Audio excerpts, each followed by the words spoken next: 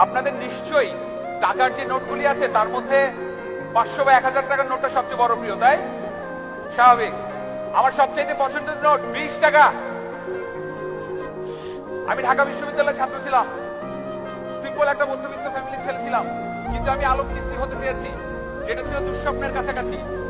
আমি চিন্তা করলাম আমাকে এটা হতে হবে। খুব ছোট করে বলছি, আমি বিশ্ববিদ্যালয়ের ছাত্র থাকাকালীন সময়ে ঢাকা বিশ্ববিদ্যালয়ে 20 টাকা করে ছবি তোলা শুরু করলাম।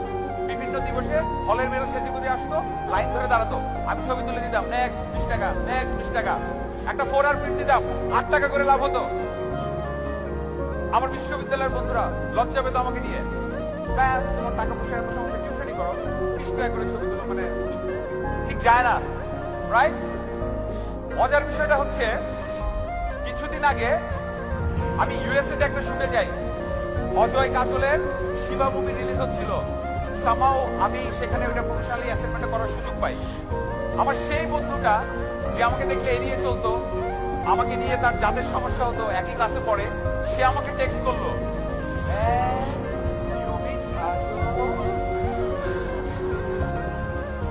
আমি একবারও বলার চেষ্টা করছি না অজয় কাজলের ছবি তুলে আমি হাতি করা করে ফেলার চেষ্টা করেছি। আমি বলার চেষ্টা করেছি আমার যা ভাল লাগছিল, আমার যা করতে ইচ্ছে আমি তাই করছি। আমার সেই বন্ধুগুলি, লজ্জা পাওয়া বন্ধুগুলি সিদ্ধান্ত পরিবর্তন করেছে। তাদের ধারণা আমার সাথে থাকলে, আমাকে বন্ধু হিসেবে বললে তাদের এখন যাতে বাড়বে। So people, believe in yourself. যে যাই বলুক, নিজের যা ভালো লাগে তাই করুন। সেই মানুষগুলি সিদ্ধান্ত পরিবর্তন অবশ্যই করবে।